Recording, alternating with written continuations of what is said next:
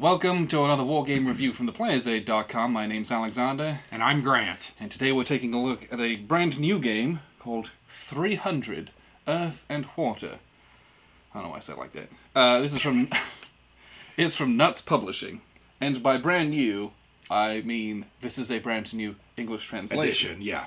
So this is... Well, and it's not just a translation. They did make some adjustments. So this is designed by...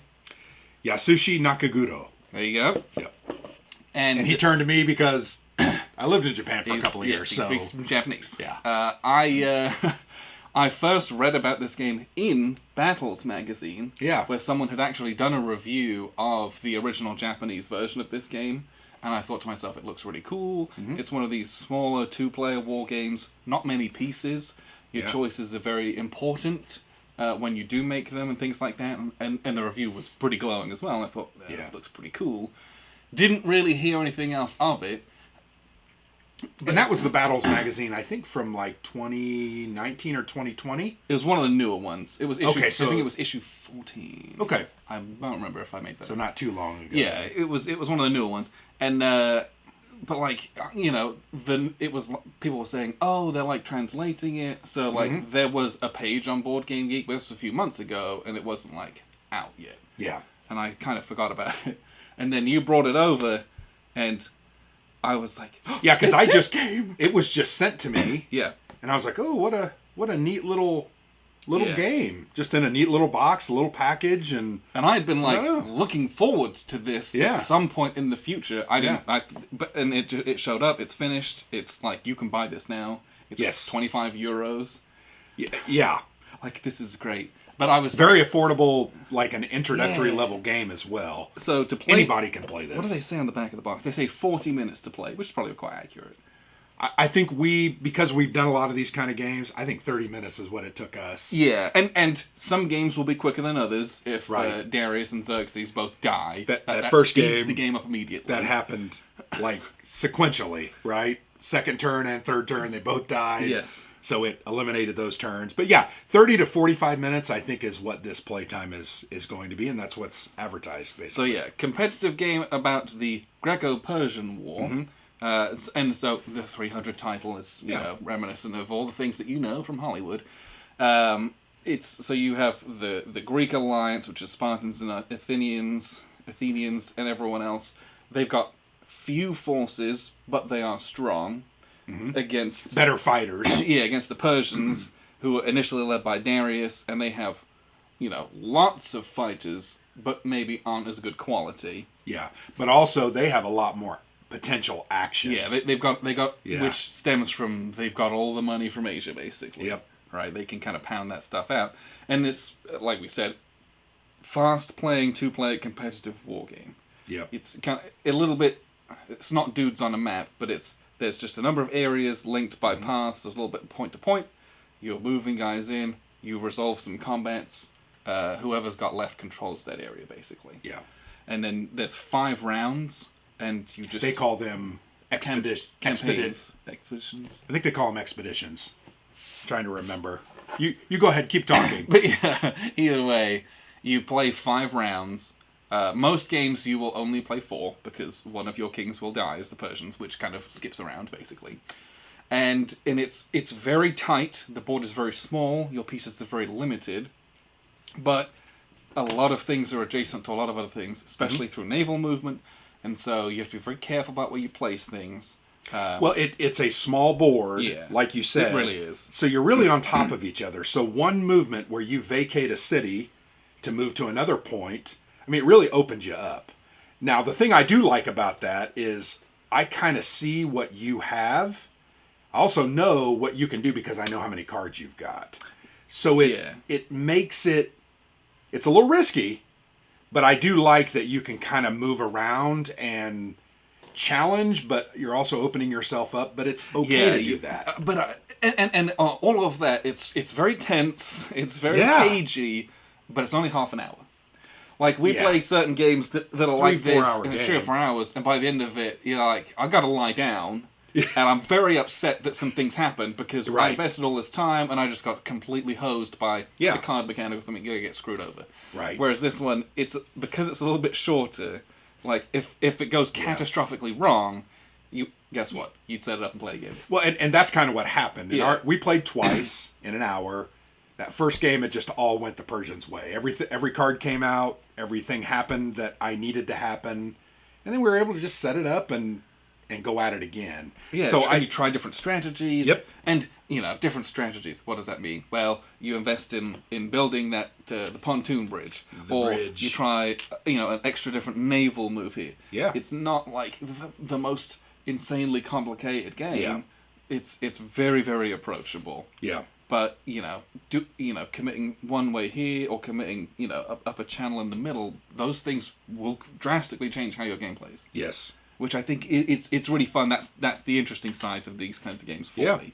Well, and because it's a card-driven game, the cards do not have op points like a traditional CDG, but they have, you can discard a card to take an action, do a naval action or a land move. Naval move or land move. Yeah, but, at the end of which a combat may occur. Yeah, pretty simple. Very simple. But the cool thing is they're dual-use cards with the Greek event at the top, Persian at the bottom. So it's like you're trying to understand, okay, how can I use this hand of 3 to 5 cards, maybe 6 cards, to outmaneuver you, and then vice versa, from the Greek player to the Persian, and it just creates a lot of, I think, very interesting dilemmas and interesting opportunities for stratagem. If I move this piece here, it's going to force you to do this. Then I can try, with maybe my card advantage, try to move in the back door where you really can't respond at that point. I really enjoy that kind of thing because it allows, once again, some maneuver, some outthinking or outwitting, and some gambles. There were some times where I'm like, I didn't take the big gamble. I never went for Athens or Sparta. Because you don't really need to as the Persians. If you play it right? Right. If you've got a lead, you can play a bit more defensively because they then have to come and take your big stacks off of those, and the Greek players are more limited in their actions. Yeah. Like, they might go and wipe one, but they're not going to wipe 2 or 3, which they might need to swing the net difference in points that you have to gain points overall. So I think the other very, very interesting part about this is the asymmetry. And this is, asymmetry a lot of times is mainly how you win. We play a lot of coin games. We play a lot. It's really in how you're going to win. Do you need support? Do you need control? Do you need to kill a certain amount of units, etc.? This game is asymmetric in the resources that each side has. And to me, that's really fascinating. And sometimes that's the case with like a coin game where you've got, government has 4,000, resource points and everybody else has 5.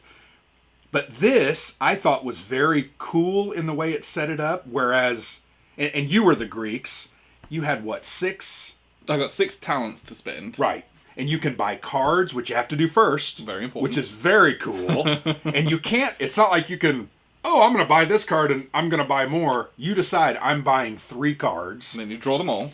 Then you can look at them because sometimes they might say, put out all your naval units. Some of the Persian ones, it's like, your king dies immediately. Round over. Like, the round is over, no one scores anything. Yeah. There's some immediate effects that can trigger on those. So you have to read those.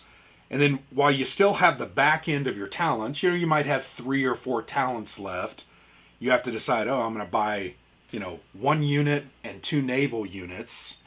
But you've got your cards to see. Some of your cards might say, hey, Syracuse joins the fight and you get all your boats. Well, that turn, I'm not buying boats. Yeah. I'm going to play the card for the boats. Yeah. But every time you play a card, I've only got 3 cards. That's one of my cards. I've only got 2 actions. And again, the Greeks are action-starved in this game, generally speaking. Yeah. So those have become very, very important decisions about how and when you do those things. So on the other side, the Persians, Persians have a stack of units. I think they have, much larger reserve. I think they have 22 altogether. And then they have 5 or 6 boats. So the Persians have way more units than the Greeks.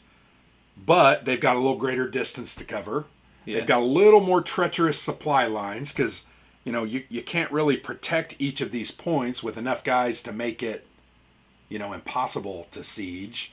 Your boats are more expensive. So Way more expensive. They're two. Which, the difference between 1 and 2 in this game is huge. It makes a big difference. And as such, your naval capacity is more limited in that sense. Yeah, I think I got 2 or 3 boats out each time. It wasn't every like time I had you tons. commit hard to boats, you are losing actions or you're losing men on the board, which makes a huge difference. Yeah. But if you just buy a ton of men, I'm going to buy 12 dudes, spend all my money on dudes. You can absolutely do that, and you can absolutely march those along.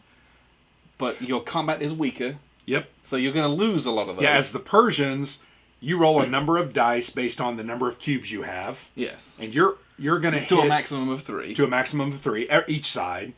But the Persians only hit on a roll of 4, 5, or 6, and that 5 and 6 becomes a 4. Yeah, so it's opposed, right? I roll 3 dice, I keep the highest. Yep, You roll the 3 one dice, highest. keep the highest. But the Persians' maximum highest is a 4. If So- I roll a 6, it becomes a 4 as the Yeah. Persians. So that was fascinating because of that, you can't just run a stack of units in there and expect that you're going to win every time. Or you have to commit all your talents to doing that. I'm going to bring 10 guys, you're going to bring 3. I'm going to win through attrition. Probably 6 or 7 of those. Yeah. But I'll be left at the end. Yep. And so the choices are fascinating in that instance as well. How far do you go in that? Or if I'm defending, do I just retreat after the first round of combat? That was another very key decision. I think every time we initiated battles, that was the biggest pause was, do I retreat? Because the reality is retreating sometimes is a very good choice. Very important, yep. Because you can't lose all your armies and then hope to mount any form of attack that matters. Yeah, there were a number of times where we had even number of cubes. Yeah. And we would roll, and it was like, I cannot roll again. Like, I have to retreat because I can't afford to be wiped. Yes. Like because you can't get units in the middle of the turn. Well, and you buy units at the beginning and place them. The Greek economy is so small. Yes. Like I can't even build the next round hardly. Yeah, if you lose 2 or 3 units, that's really going to hurt you. It's hard to make progress doing that. Very hard. I don't know. The asymmetry is very, very interesting. You got lots of guys not as good in combat. I got a few guys really good in combat. And how those play together. You've got a lot of action, so you can out-activate me and do things like that. Yeah, I always had card fun. advantage over you. I think every turn it's hard I had not a to. 1 to 3 card advantage, which becomes very powerful at the end because I could just move and control cities to gain points. And I really liked the asymmetry in this one. And I know that sounds trite, but this was very well done asymmetry. I think there's a lot of different types of asymmetry. Yes. This one was very well done.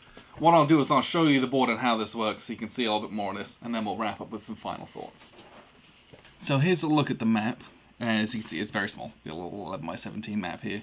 It's divided up into these points, which are cities. There's a number of them on the board. And then the coastal cities have this kind of circular port space next to it, which have these discs in it. The discs are your fleets. The cubes are your armies. And then the cities are joined by these connections, these roads that you travel on. There's a number of different like holding spaces for Darius I, Xerxes, Themistocles, Leonidas, and there are certain one-time events in the deck that you just mark those once those are triggered, so they can't re-trigger the events. You get 6 dice, and you have little holding boxes for all your reserves. So this is like all the components. It's not a lot.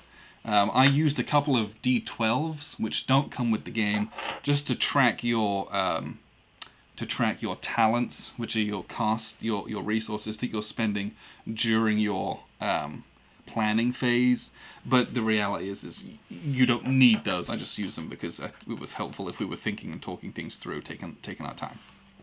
So the Persians go first. They have this for like a planning phase. They get 12 talents to spend, and there's a little menu here of the things that they can spend them on.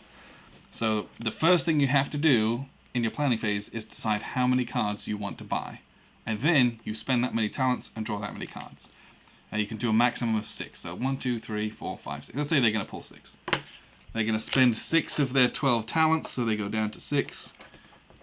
And you've got 6 cards. You draw them all at the same time, and then you read them all, because you're checking for these blue events, the Persian player is.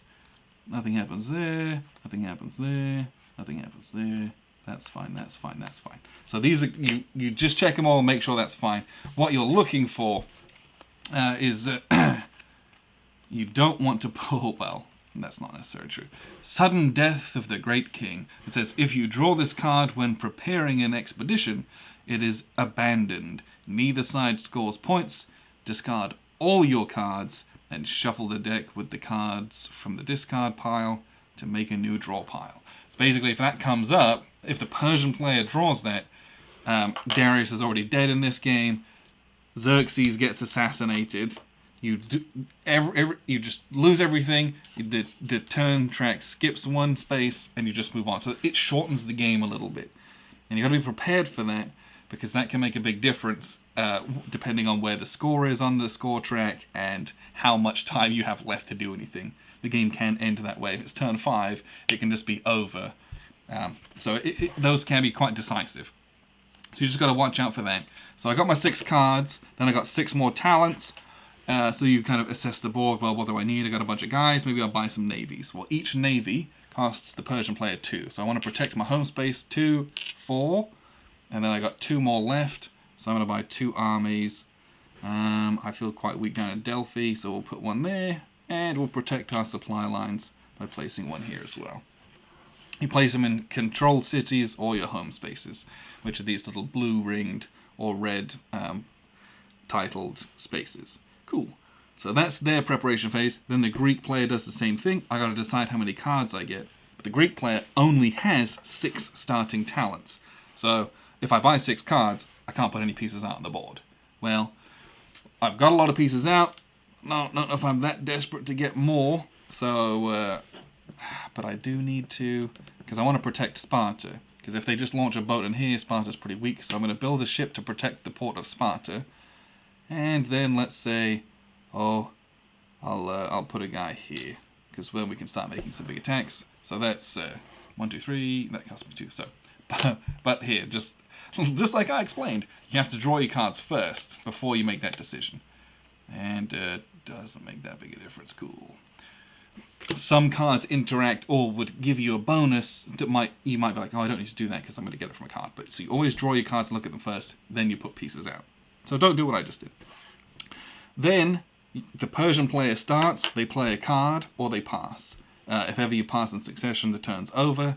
So they're going to play a card. You play a card either for the event, or you just play it and you get 1 movement. And 1 movement is moving a bunch of guys from one place to an adjacent place. Or if you're moving by sea, you embark 1 guy, you sail him across the sea, you do a sea battle, and then he gets off, then you do a land battle. Or you might just sail him over here, in which case he just gets out unopposed and joins these guys. That's that's movement. You just move along a point to an adjacent space. So let's say, we're going to move.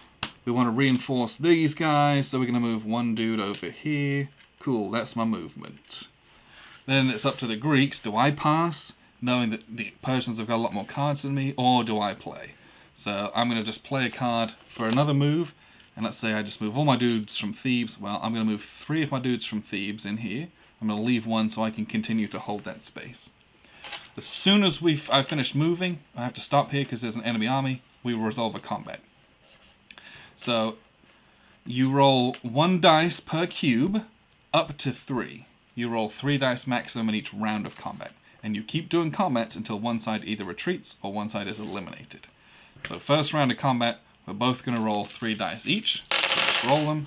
And what you're looking for, you're using 1 of your dice as your highest result. So I've got a 6. And the Persians have a 5. Persians have a special rule that if they're fighting outside of Asia, so anywhere else on the map, every 5 or a 6 becomes a 4. So this is what they're looking at on their dice results. I have a higher number than them. I win the combat. 1 of their guys dies. So then, that's 1 round of combat. So before we start another round, starting with the attacker, you have the option to retreat. I'm not going to retreat. I feel like I'm pretty confident. The Persians are like, I'll stick it out, see if we can't do another loss to them. So I've still got 3. They've still got 3 that can fight. We're going to roll these again. And it's basically the same result. I've got a 6. At most, the Persians can have a 4. They're going to lose. So you can see the combat's a little bit skewed in that way, especially when if the Spartans can chuck 3 dice, they're going to win a lot of the combats. If it's only 2 or 1 dice, that combat advantage is still there, but it's not nearly as powerful. So they're going to lose a guy before we start another combat round. The Persians are then like, "Oh, I'll retreat. I'm not gonna stick that out." But that's one action. That's one move. I might, as the Persians, then they might look through and play a card for an event. So they might inspect the Greek player's hand and choose one to discard. They're going to pick one of my best events and discard it. And then it's back to the Greeks' turn. The Greeks might do a naval move. So let's say, I'll just bring this guy, and we're going to sail over here, and we're going to do a combat over here. Because when the Persians fight in Asia, instead of their 5s and 6s becoming 4s, it's their 6s become 5s. So they are better when they fight in their home territory. So because there's a naval unit of each in this port area, we both roll to do a naval combat before we do any land invasions. So this is very, very risky. I would not recommend doing this, because if my ship sinks, my army dies with it. So you roll a dice each. Oh, look at that. They rolled snake eyes. So if ever the dice rolls are equal, everyone dies. Both sides take a loss. So we take a loss, I lose my unit. That was real bad. And that unit being transported dies as well. Yes. Not good. So don't do that. That's not good. But if I had won that combat, for example, and we'd killed that Persian unit, I would then auto-land, and then we would auto-fight a land battle. So we would roll 2 and 1. Yeah, and then I would just die there. So if and when you commit to doing like sea naval battles, you want to have at least a couple ships and more than one army, because you can afford to maybe take a loss. If you have all your boats in one area, you can transport a maximum of 3 land units. I might have enough boats and enough units to bring more, but you can only ever bring 3. So they might sail over here, and we'll do a similar thing where we go and run and do those fights. That way I can afford to lose one fleet without starting to lose my armies that start to drown, which is not very fun. So basically you do all your hands back and forth, and then you assess control, and you do control based on these cities. So Sparta, your home cities, your major cities, are worth 2 apiece. So this is 2, 4, 5, 6, 7, 8. So I've got 8 points. They've got 2, 4, 5, 6. The difference is 2. I get 2 points. 1, 2. You check supply beforehand. You check supply before you do that. So we've got 4, 5, 6, and I've got. You compare it to these pots. I've got 3, 6, 7, 8 pots. So I can have 8 units outside of Asia. Well, I've only got 6, but then you trace supply. These guys can trace supply. These guys cannot. They cut off. They die. And you die before you score. So I'm actually going to get an extra point. These guys don't have a navy, so they can't trace supply. So actually, they die and I lose a point. So this is where that supply part of the combat ration subtitle is important, because you got to leave a boat here to keep these guys in supply, or you're desperately trying to break out. Maybe these guys attack here, and then I've got to get a boat there as well. Then these guys are cut off. These guys might die, and that stuff gets real painful real quick. But you play through 5 rounds. On average, at least one of those rounds is going to have Darius dying. So the reality is you're going to have probably at most games 4 rounds of actual cards and campaigns. Each card allows you to do one thing, so they go very quickly because you don't have that many. And then whoever's got the most at the end wins. If you occupy both the enemy major cities, you can auto win, but that is incredibly difficult to do. I don't think it's going to happen in many of your games, but if it's possible, congratulations to you. But that's the core of how this game works. What we'll do is we'll wrap up with some final thoughts. So that's a look at the map. I enjoyed this immensely. Yes. It fits. It's one of those kind of lunchtime games. Yeah, 30, 40 minutes. I think it's also a game you can play with anybody. Yeah, I agree. Yep. I mean, you could play with a spouse who has no desire to game, a friend who really isn't a gamer. Especially not a war gamer. Right. You can. This is one of those games that you can pass off as a dudes on a map game that takes 30 minutes to play. Yeah. And guess what? But they're still open to play. You had some history flavor in it as well. So good job. I also think you can play this with your children. You know, I think my 9 and 11-year-old would get the concepts in this fairly easily and be able to execute it and play it. So to me, that's really cool. It's a broad appeal type of game. It looks great. You know, It's true. Cubes, the map's very well done. The cards are very nice. I think the art on the backs is really attractive. I think the cards are very well laid out. There's some neat art and symbols. Rulebook was pretty good. I don't know that we ever... Yeah, I think in all of this game, considering this is originally a Japanese game, translated into English by a French company. Yeah. Whoever they hired did a good job, but still... We had one question. Which question was that? I'm trying to remember. It was about the extra preparation of Lorien card, and not Lorien like but looked it up Mines on of BGG. Lorien. Answer was right there. Boom. Yeah, and that was only because I don't think a lot of people would have that question. I think we're pretty hardcore war gamers, so we argue about like semantics. We do, because that's really semantics. But I think a lot of people wouldn't and would just read it and they would be fine with it. They would do what they think it is and it's going to work. So huge kudos to Nuts. This is a very, very well, like, you wouldn't be able to tell this was a translation, is what I would say. No, I would agree with that. Yeah. The other concept I want to point out, this is the first game in a series. Yes. The series is called Combat Rations, which that denotes any amount of different things. Yeah. To me, it's like a little knapsack game, you know. But it's your economy and your supply. Yes, you're dealing with those things. This is the first in a series. We actually read an email from someone from Nuts, and they mentioned the topics were Russo, Japanese. Yeah, so Port Arthur in a 1900s Russo-Japanese war, which very interested about that. How many games have we played on that? 0. Like none. There might not be any. I don't know. I'm sure there is, and I'm sure S&T has one. Yeah, probably a magazine game. And then the other one was France 1940. Yes. I'm not sure. You know, obviously it's probably the Germans and the French, it'll be and Belgians. It'll be blitzkrieg into France, and it's the paths are going to be going through the Ardennes, going through Belgium. I'm sure there's it'll be a small map like this, but there's more of this to come, yes. And those are games that, once again, they're being translated, updated, and there were even some items in this game that were changed from the base game. Yes, he mentioned a couple of items, like one of the victory cities, Naxos, was removed in this game, and then I think they changed up some of the cards as to what they did. But there's more of this to come. So if you like these kind of quick-hitting, tense, decision-filled strategic games, you're going to love this series. I'm really excited about those other games. Yes, me too. This was I was very excited for this, and it lived up to my expectations of what I was hoping it would be and what I wanted it to be. It did all those things, which I appreciate. Yeah. And to have more of it coming on also topics which I either know something about or are topics that are very new and I haven't gained anything on. Right. Both of those things exciting for different reasons. Mm-hmm. But then I don't know. These style games and the little kind of niche that they fit into a war game collection. You play a big game on a game night, then you whip this out at the end, right? Yep. Or you're playing this on a lunch break with a friend or a colleague, or it's a light.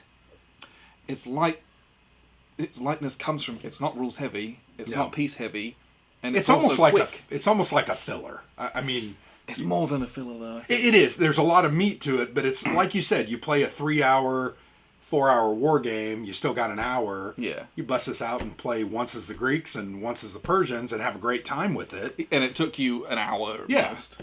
And if you're familiar with the game, it's even going to take you less than that, I think. But just a lot to like.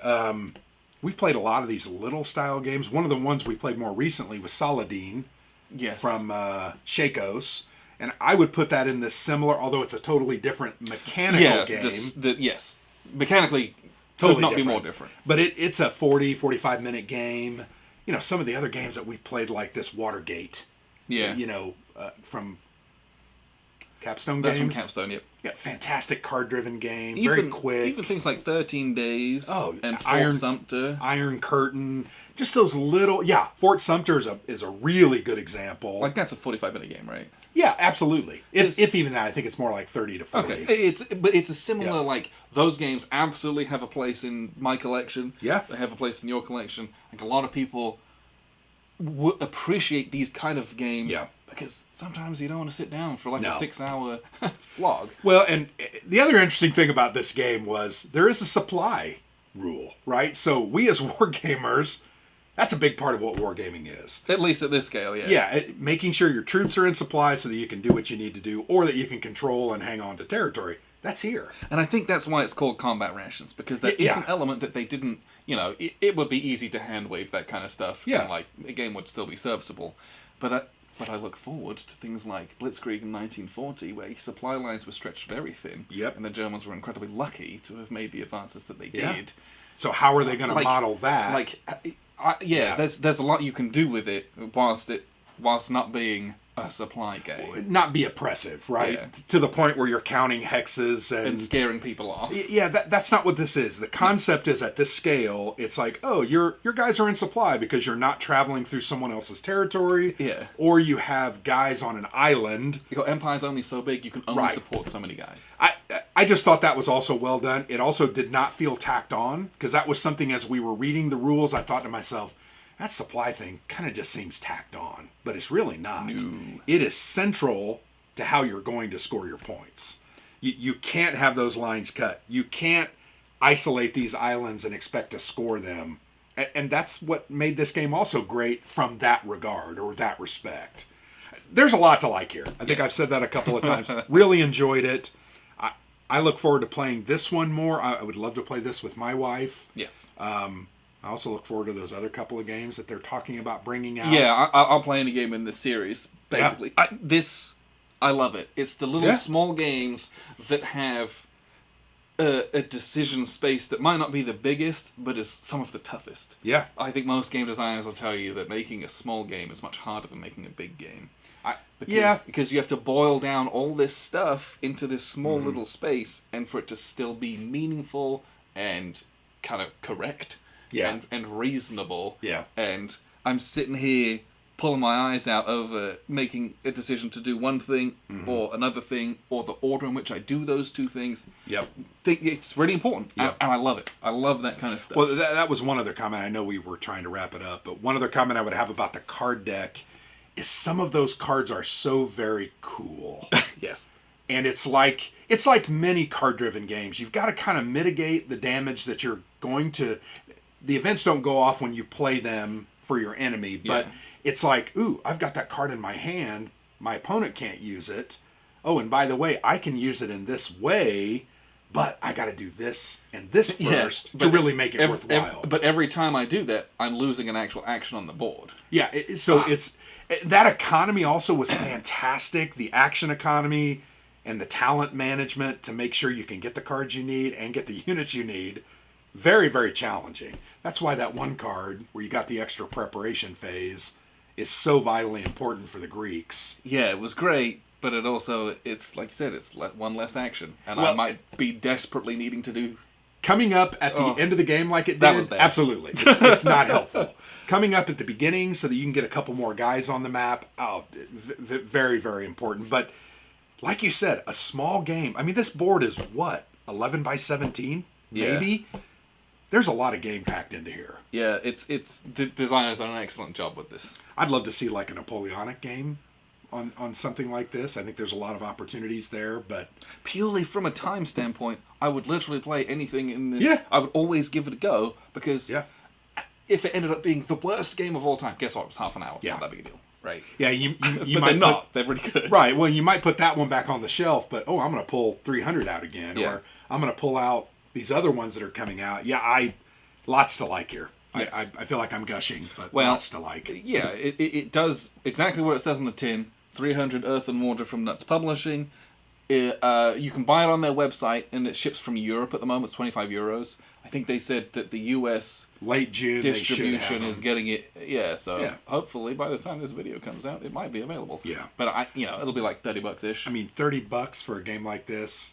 I don't know why you wouldn't give it an opportunity. I've paid more for worse games. Yeah, for much worse games.